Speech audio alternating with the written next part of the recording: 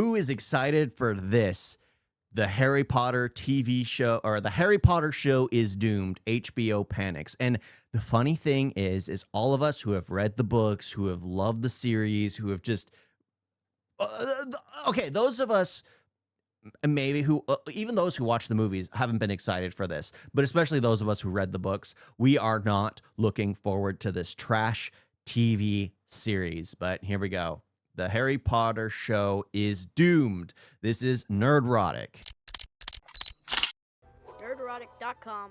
Greetings, you over 1 million filthy mudbloods and the 40% who haven't subscribed yet. I don't think I'm going out on a limb here by saying the Harry Potter backlash has gone nuclear. Too soon? Anyway, over the past week, something incredible has happened. Yeah. I don't think that looks like Hagrid. I really don't think that looks like Hagrid. For some... Again, there's too much of his face. Because I remember in the books, even in the movie, it still worked because his beard was more full. It covered most of his face. Like me, I couldn't do it because I have too much skin here. I have too much skin. It was like covering everything. Because in the book, it's like the only thing you could see is his crinkly beetle black eyes. Too much. And no, it's not just Saturday Night Live making a skit that was actually funny, although we'll get to that, believe me. Aside from that, it has been astounding in these dark, divisive times to see so many people united with one voice across all demographics. Men and women, young and old, fat or thin, the gays, the lesbians, bisexuals. We'll leave the tea out of this one. People who love pineapple pizza, people who don't love pineapple pizza, Crips, Bloods, capitalists, communists, Democrats, Republicans. That was cruel.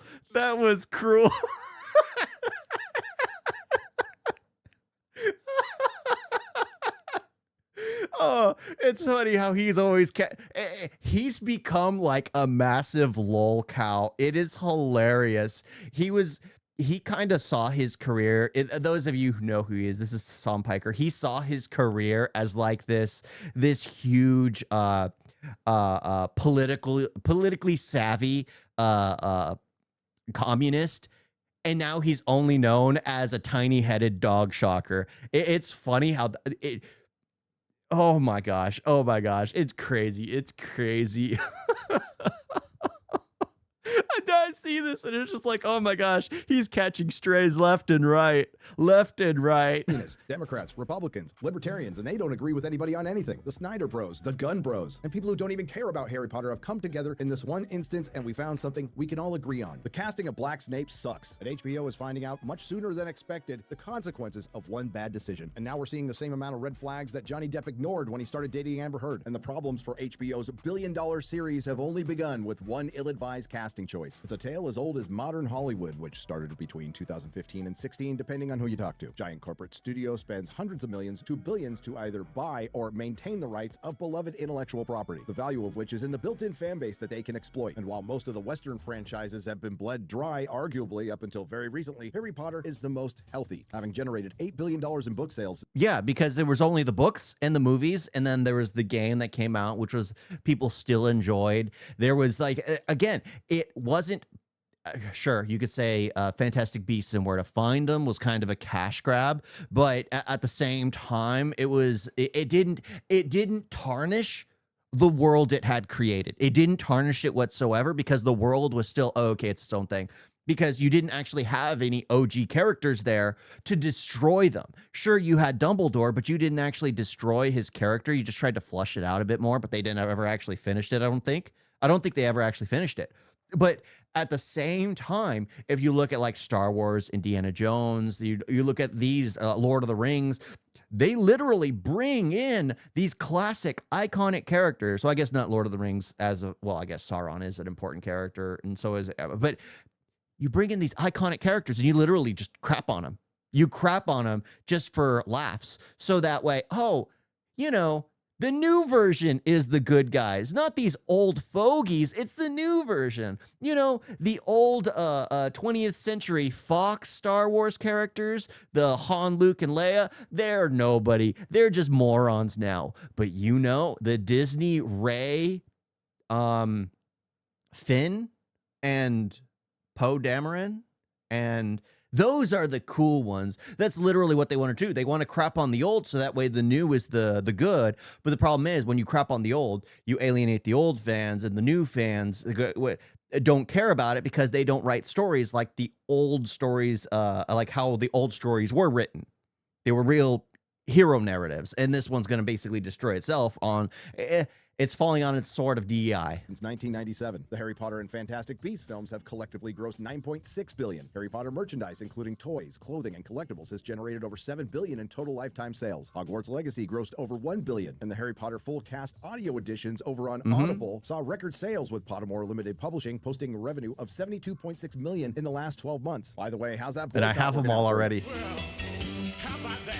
Of course, announcing a Harry Potter show on HBO was an absolute no-brainer that every Harry Potter fan was looking forward to. It could do what the movies couldn't, dive deeper into the books. The roadmap was there. For some easy money, all they had to do was be as faithful with the adaptation as possible and get the cast right. So back to that tale that's as old as modern Hollywood. Of course, the showrunners looked at all of that success and thought they could actually improve on it by completely changing it. And if you're starting to get Rings of Power vibes with HBO's Harry Potter, you're not alone. Let's look at the similarities following the hype after the announcement of both the Rings of Power and Harry Potter. Ultimately, two shows that are going to cost both studios billions. Both shows receive immediate fan backlash over inauthentic casting. That's the thing. It's like, it's the fan backlash. You are never going to have more baked in loyal audience than the fans. You can't, like, okay, look at Star Wars prequels.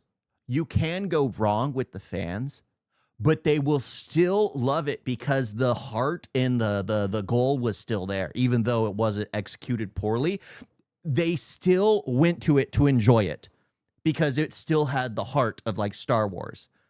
And then you go to like Disney Star Wars, it's night and day. They're completely different from one another. You literally turn it on. It's like, this isn't Star Wars. Sure, it's got John Williams doing the score, but it's not Star Wars. It's just like someone playing Star Wars and having the Star Wars soundtrack off in the background. But that's the thing. It's just like, you have to remain faithful to the fans. And the fans, what do they want? The source material. Like the fact that they'll never bring Mara Jade back into the Star Wars universe is just disgraceful. Like the fact that Jedi couldn't have wives was something that led Anakin down the path of no return until his son brought him back. So what did Luke Skywalker do? He took on a wife who happened to be a Sith who was trying to kill him. Mara Jade, one of everyone's favorite characters, which will never be brought back. But it's like they destroyed that because here he saw what the Jedi's religion did to the so he changed it. He's all, you know what? It's been long enough. We can have partners as long as we don't fall down the path of darkness. And that's it. Literally changed. It changed. He ended up having 4 sensitive children, and so did his sister. But yeah, I mean, and they got rid of all that. They completely got rid of all that for some Disney nonsense. And people were just wanting the legacy characters. They were just wanting them to continue their roles that everyone had read in the books. Show's initial trailers were preceded by preemptive PR campaigns that use the narrative of toxic fandom to shield them from criticism. And shockingly, there is another similarity that, quite frankly, I did not think would happen. As you all know, the first official Rings of Power trailer was ratioed into oblivion, and inexplicably and unbelievably, the Harry Potter trailer is about to be ratioed. At time of recording, the Harry Potter teaser trailer on YouTube is currently sitting at 267,000 likes to 264,000 dislikes. Damn! But wait! There's more! And just like the initial Rings of Power trailer, HBO's Harry Potter trailer is ratioed worldwide. There's HBO Max Nordic, HBO Max Australia, HBO Max Germany, and HBO Max Asia. And 100% of those ratios come from the casting of Black Snape. And if anyone's under the impression that those ratios come from the people who don't like J.K. Rowling, who's considered controversial for having one common sense view on one particular issue, I don't hate to tell you that there aren't enough of you to make a difference. And all I have to do is refer back to the best-selling books, movies, video games, audiobooks, the billions in merchandise sold, and the crowded theme parks. Incidentally, just a couple of weeks ago at Universal Orlando, yours truly, the Critical Drinker, and my wife all got to ride Hagrid, and it was wonderful. No more questions. Don't ask any more questions. Anyway, if you have any doubt where these ratios come from, all you have to do is go to any of the selected channels and look at the comment section. It is now dominated by one subject, Black Snape. And if you don't think HBO is absolutely shitting themselves, so I've got some Paramount stock to sell you. The proof of that will be HBO running some damage control and rolling out a behind-the-scenes documentary 8 months before the series comes out. Normally, these behind-the-scenes are shown during or after a show drops. And yeah, because there's too many spoilers. The fact that they're coming out with it just proves that they already know it's doomed. They're trying to get the fans in and watching it, but who's going to? I mean, I don't even want to watch the series anymore. Why would I see the behind the scenes? And I'm someone that enjoys watching behind the scenes, but I've already lost interest in the series. Unfortunately for HBO, it didn't help. As a matter of fact, it made things worse. Let's go back to the commonalities with the Rings of Power, where producer Lindsay Weber infamously said, "It felt only natural to us that Tolkien's world would reflect what the world actually looks like." While in this special they weren't that direct, they definitely insinuated it with one key word, a word no discerning fan wants to hear from modern Hollywood when they're adapting their favorite story. To reimagine the Harry Potter canon, to let it breathe. We get to enact all the things that you know are going on in the wings, but you don't see them. We really wanted to celebrate it as a moment to do things a little bit differently. That's right, the good old I hate that. I hate that. I hate that. Hearing that just makes me angry. Hearing that just makes me angry. Oh my freaking gosh. Yeah, let's reimagine. Let's reimagine. Why not bring to life? Why not bring to life? The funny thing is Harry Potter is an excuse to print money. Star Wars was an excuse to print money. Lord of the Rings was an excuse to print money. Indiana Jones was an excuse to print money. But they take these things that are excuses to print money, they put in a narrative, completely go away from what its original source material was, that they destroy its ability to print money. Nobody's going to the store to buy Star Wars memorabilia anymore. No one's going to the store to buy any kind of Lord of the Rings memorabilia. What's funny is I used to buy Star Wars Legos until Disney Star Wars. I used to buy like Lord of the Rings Legos. I used to buy like all those things. What am I getting now? One Piece Legos. Now that One Piece is actually getting Lego sets since they're live action, I'm getting One Piece Legos. And I'm happy about it. I'm happy about it because I enjoy building my favorite things, and I no longer care for Star Wars. I no longer care for a lot of these things. So it's like, I don't care. I just don't care. It's sad. It's really sad that I'm seeing my childhood. Like, I guess this is what it feels like to be an adult. You're literally seeing that stuff. It's just like, oh, that's for kids. When I used to watch Star Wars every year, I used to watch Lord of the Rings every year. I used to watch Indiana Jones every year. But now, no, I don't care. I just don't care. It's not worth it. It's not worth it to waste my time on a series that just is terrible. updated for a modern audience was insinuated throughout this special, and when they weren't outright telling us, they were showing us. There seems to be a lot of South Asian representation in Slytherin. What are you trying to say there? So far, the only thing this show has accomplished is becoming a meme factory, and the final and most damning commonality with the Rings of Power due to the questionable casting choices of a black female dwarf and Don Lemonless. Tolkien fans naturally asked if you were going to change that, what else are you going to change? And it turned out to be everything, when showrunners J.D. Payne and Patrick McKay decided just to create their own story and call it Tolkien. The exact quote from Patrick McKay was, "Can we come up with the novel Tolkien never wrote?" Go back to the book, go back to the book, go back to the book. And why would it be any different with HBO's Harry Potter? The show head of HBO said would be a faithful adaptation, which was immediately proven to be an outright lie just with the casting that we will get to, but as suspected, that wasn't the only thing they were going to change. We've heard they're going to be adding scenes like Nicholas Flamel meeting Dumbledore and seeing Draco Malfoy's home life and teachers in their private rooms and maybe adding parallel stories, which sounds like a recipe for disaster considering everything we've seen from Hollywood in the last decade, particularly when you combine it with that word reimagined. To reimagine the Harry Potter canon. For example, in the behind-the-scenes special, they talk about the nature of magic, something J.K. Rowling has said nobody knows where it comes from. But in the show, it's going to be rooted in naturalism. There's this kind of inherent desire to be rooted in naturalism. Oh my gosh. They're making the mistakes that Star Wars did on its midi-chlorians. It's like, nobody needs to know this nonsense. Nobody needs to know. You can say it comes from mana. You can say it comes from like energy. That's what it is in Dragon Ball Z. There's all these scapegoats you can use, but oh my freaking gosh, I hate this nonsense. I hate this nonsense. Also, in this idea, at the core of Harry Potter, nature is the root of magic. Aside from the fact that naturalism is the polar opposite of supernaturalism, it sounds like they're trying to ground this, which is one of my biggest concerns. One of the best things about Harry Potter is its sense of wonder. But according to HBO, who said they were going to do a faithful adaptation, now they're going to do things a bit differently. We really wanted to celebrate it as a moment to do things a little bit differently. In isolation, that statement might seem innocuous. Unfortunately, we're not in isolation, and we've seen this all before. So if they're willing to drastically change the cast, explain magic when J.K. Rowling never felt the need to, add things that weren't in the book that are completely unnecessary, are they going to start changing the characters? And I think the answer is yes. This is purely anecdotal, but according to HBO casting director Lucy Bevan, her superpower is her emotional intelligence. She's got main character energy. I think to a lot of Harry Potter fans, that's another giant red flag. For one, Hermione is book smart, but not exactly emotionally intelligent for much of the book. At times, she's a complete spaz and socially awkward, but I think the biggest concern is that main character energy. One of the biggest complaints from fans about the Harry Potter films was Hermione was frequently given Ron's moments and lines from the books. Yep.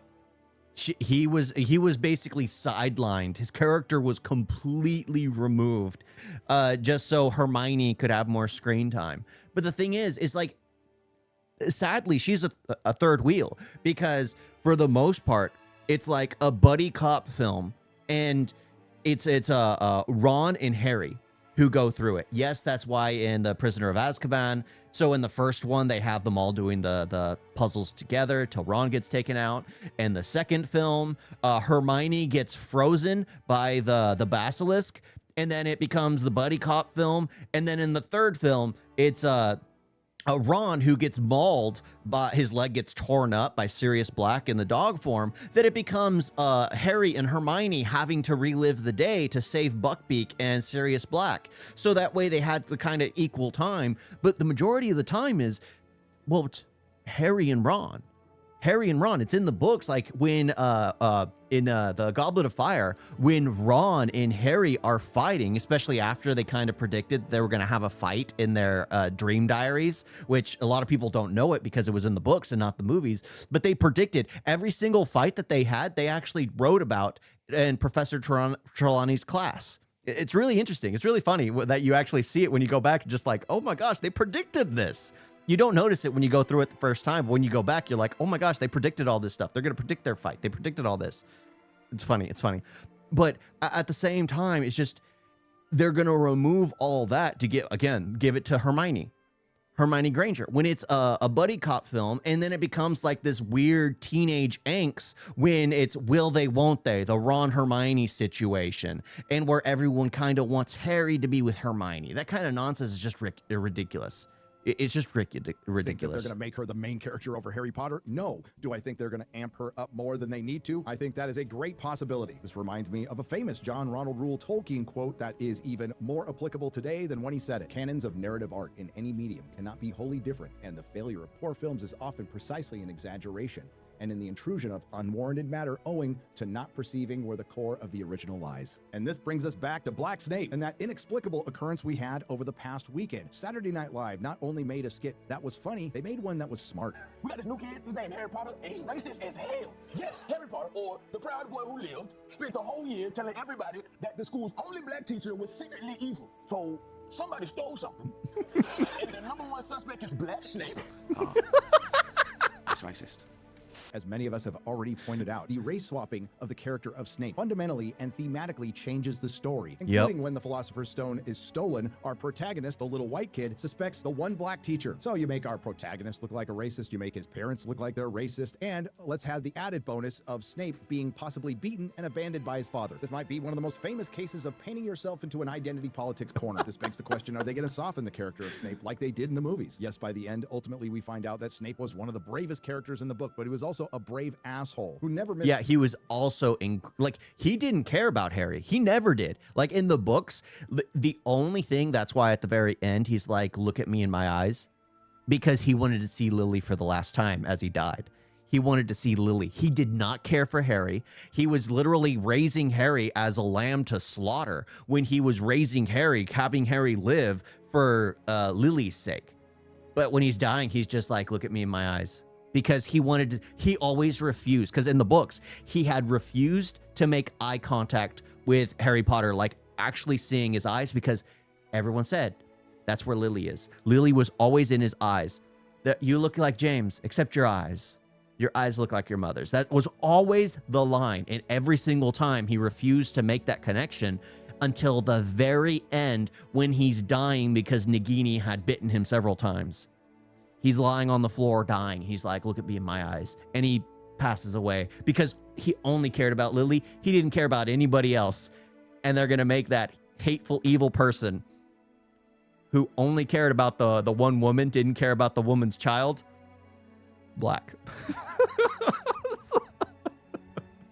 Oh my gosh. An opportunity to be cruel to the kids, particularly Harry? Or are they going to soften the kids or Harry's attitude towards Snape? And if you start going this far off the book, you're just in the realm of fan fiction, which some might argue is already happening. This reminds me of a quote from another author who's having his own issues with an HBO show, George R. R. Martin, who famously isn't even talking to showrunner Ryan Condell of House of the Dragon due to his changes from the books. Fantasy needs to be grounded. It is not simply a license to do anything you like. Smaug and Toothless may both be dragons, but they should never be confused. Ignore canon and the world you've created comes apart like tissue paper. It never ceases to amaze me how Hollywood could fuck up an easy layup or lay, yet here we are, unfortunately going down that road again when all we wanted was a good TV show to watch. Now, back in my first Black Snape video, I said that the HBO Harry Potter show had a potential to be a cultural punching bag, and it turns out that's already happening. Because I highly doubt Casey Bloys over at HBO or anybody involved in the show expected to get clowned on Saturday Night Live a week after their first trailer released. And good for SNL, but I have a question. Where the hell have you been? Woken intersectional content, because I can't really call it storytelling, is some of the lowest hanging comedy fruit that's ever existed. To give them credit, they did do a Black Ariel skit that sucked, and they did do a Black Valerian skit, which was great thanks to Dave Chappelle, but those were few and far between. But you didn't think any of this would be funny, and forgive me, this is going to sound like a top 10 worst race swaps video from yours truly. Mindy Kaling's self-insert South Asian Velma, Yara Shahidi's Black Tinkerbell from Peter and Wendy, Billy Porter as the fairy godmother from Amazon Cinderella. I don't think anyone will forget Rachel Zegler as Snow White, a character who was literally described as having skin as white as snow. Very evidently so. Then, of course, there's the historical figures, Black Cleopatra, Black Anne Boleyn, Black Edward VI, who is also gay and disabled. Netflix turned the historical Norwegian ruler Jarl Haken into a black female Viking, and a dishonorable mention here, Cynthia Erivo playing Jesus Christ. I mean, let's be real, you guys passed up on some comedy gold. I know a lot of YouTubers who didn't, but if this was a top 10 list, the number one with a bullet would be Black Snape. They have done a brilliant job of selecting this extraordinary ensemble. You sure about that? You sure about that? And this will go down as one of the dumbest decisions in the history of Hollywood, because absolutely no one on earth would have cared if you cast Snape accurately. And who's behind this decision? An exorbitant amount of female executives trying to comply with the DEI requirements penned by an exorbitant amount of female HR executives? Sure, the one thing we do know beyond a shadow of a doubt is it wasn't a decision based on merit. Do I think HBO's Harry Potter is going to be as bad as the Rings of Power? I don't think that's possible, but I've been wrong before. Do I think it has a potential to be good despite the casting of Black Snape? Sure, because the rest of the cast looks great, and after watching the behind the scenes, the craftsmanship in the sets look brilliant. I'm just not sure you're going to be able to see it, because based on the trailer, it looks like the series is shot by the director of photography of Game of Thrones The Long Night, and I have no doubt the first season will be a huge success. But as David Ellison takes over Warner Brothers, he's always going to be wondering what could have been because of the casting of Black Snape. But this is your chance to be the hero of this story, David Ellison. Now that you've canceled Starfleet Academy and will inevitably fire Alex Kurtzman once you take over Warner Brothers, recast Snape. Dirterotic.com. Yeah. Or, you know what? Leave the actor there and just AI him out. AI him. AI replace, and just keep paying him the same. Keep paying him the same. It's ridiculous. It's ridiculous. It's sad seeing that kind of thing, because I've been going through the Harry Potters since they first came out, since I was a kid. I remember my mother, like me and my brothers, all four of us being out in the living room and sitting on the couch or on the floor, and my mother basically reading us the book, doing the character voices and all that. That's how far back it goes for me. She would do all of that, and then she'd read like a few chapters, and then she'd send us off to bed. And then the next day she'd read a few chapters and then send us off to bed. And it's tragic that I'm seeing what my childhood be completely utilized and puppeteered by people who just don't care.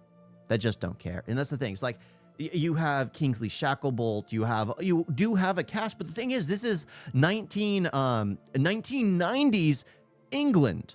1990s England. You don't need to have a mass, again, if it was present day, there would be a huge Muslim majority in Hogwarts. There would be a huge Muslim majority in Hogwarts, but there's not. There's not, because it was 1990s England. So you had like the Patil twins, which were Indian. You had Cho Chang, which was Chinese or of Asian descent, which I guess Indians are as well. But you also had like Kingsley Shacklebolt, you had the Dean Thomas, you had Lee Jordan, you had all these other characters that you could utilize and actually cast correctly. And it makes sense. If you're going to have a villain character in an English type of story, have him be white. if you're going to have a hero-like character in an English-timed story, have him be white, because it's just relevant to the time. Sadly, it's relevant to the time. Maybe if they make a modern telling of the magical world in 2026, they can have a Muslim majority in Hogwarts, okay? But they don't need it right now. They're doing the 1990s. Oh my gosh. I love Alan Rickman's Snape, and no one else is making him black. Is the yeah. He was. That's the sad part, is like when you do something like that. Like a lot of people liked Will Smith as Aladdin, or sorry, not Aladdin, in Aladdin as the genie, but you would never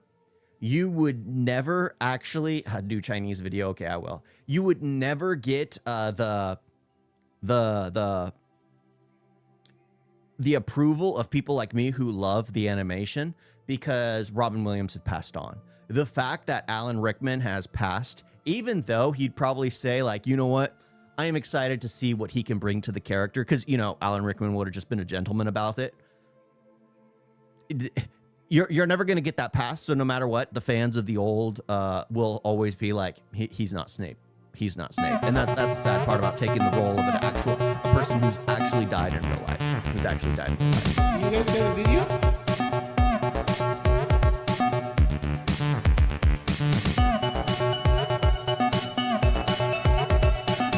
So bad.